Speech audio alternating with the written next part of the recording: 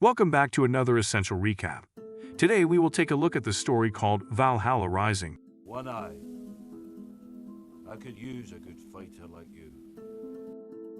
The film has 6 parts, each of which has its title. The first part, Wrath, introduces us to the hard life of the protagonist. The character of Mads Mikkelsen is a Scandinavian one-eyed mute slave captivated by pagan Vikings. He is forced to fight to the death for the amusement of others. Chained to a post, half naked, he fights with 2 attackers at once. In a challenging and very naturalistic battle, he wins a brutal and bloody victory. Seriously, guys, this is a very creepy sight. If you have weak nerves, this movie is not for you. However, this victory does not change anything for him. He is locked in a cage, chained, and in the morning, everything is repeated. Cold, dirt, blood, and mortal combat. And so from day to day. I cannot call such an existence life. It's more of a survival thing. And yet, something makes the hero fight every day, at the cost of his own blood, winning for himself the right to meet the next dawn. The minimum care for him is performed by another slave, a young boy who brings him food and water and sympathizes with the silent warrior. The one-eyed hero sees prophetic dreams. In one of them, he finds an arrowhead in the water. The dream comes true. While swimming in the river, he actually finds this little weapon and hides it under his tongue. Later, with the help of this arrowhead, he gains freedom. He manages to get rid of the constraints in his arms and, in a ruthless manner, kills all his offenders except for the slave boy. At the end of the first part, we see the head of the Viking leader impaled on a spear.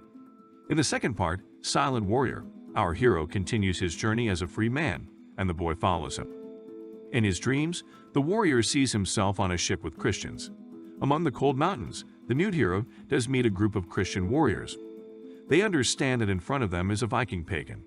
The leader of the Christians tells his son to join the battle with the one-eyed warrior.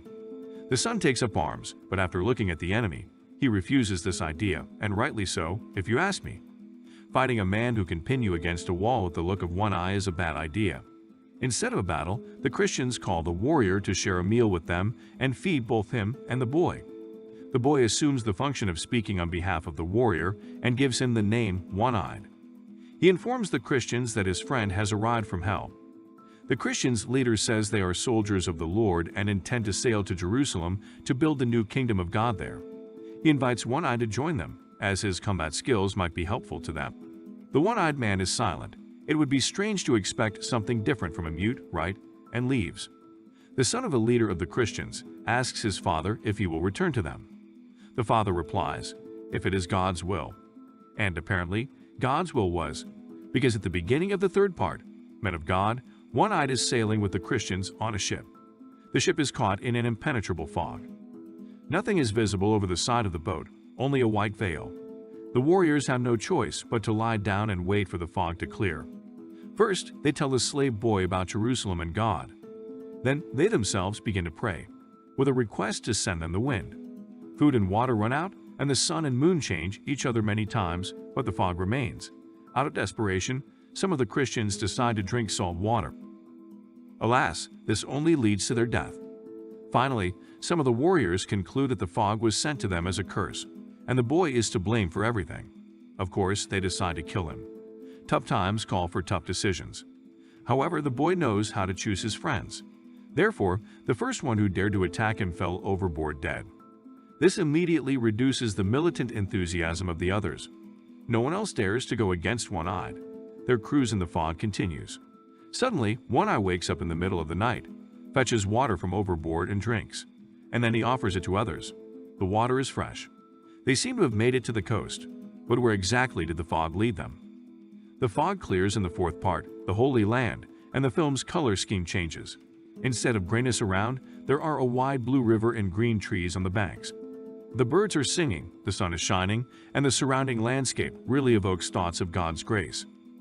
Leaving the boy and one of the soldiers on the shore near the boat, One-Eyed and the rest of the soldiers inspected the area. Among the picturesque forest landscapes, they find places of human sacrifice. It doesn't seem to be the Holy Land after all.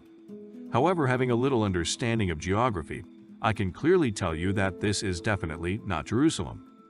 One of the Christian warriors accidentally moves away from the others and disappears. One-Eyed only finds his sword and brings it to the rest of the warriors. Some of them are sure that One-Eyed killed the missing Christian and in time will kill all the others one by one.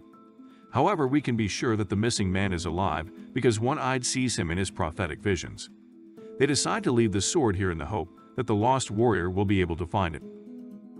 Together with the One-Eyed, the rest return to the boat and continue their journey along the river.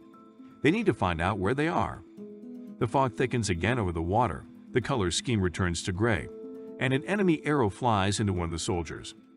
Through screams and panic, the boat approaches, and the soldiers go ashore to take the fight against an unknown enemy. The fifth part is called the Hell, and I see some irony. From the Holy Land straight to Hell. While this is entirely consistent with the atmosphere of the film, the arrows do not find any enemies on the shore, which only frightens them more. After examining the warrior killed by the arrow, they learn that the arrow has a stone tip. Apparently, their enemy is primitive tribes. The leader of the Christian warriors is greatly encouraged by this news. He already sees himself as the conqueror of these lands and intends to convert the local population to the Christian faith. Not everyone agrees with him because some of their soldiers have already died along the way, and one of the soldiers got lost.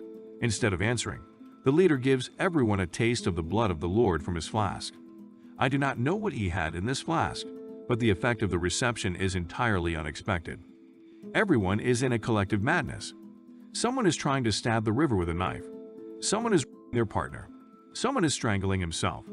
And One-Eyed fanatically builds a tower of stones on the bank of the river. At the end of this scene, a previously lost warrior comes to them. Almost naked, soiled with clay, with unknown symbols on the skin. Somehow he manages to hear the mute One-Eye. He says they are all in hell. A skirmish begins between the warriors. Someone thinks they need to go back, find salt water, and swim away. Someone considers it unreasonable to return to the ominous fog. The leader of the Christians is adamant. He is going to build a new Jerusalem right in this hell.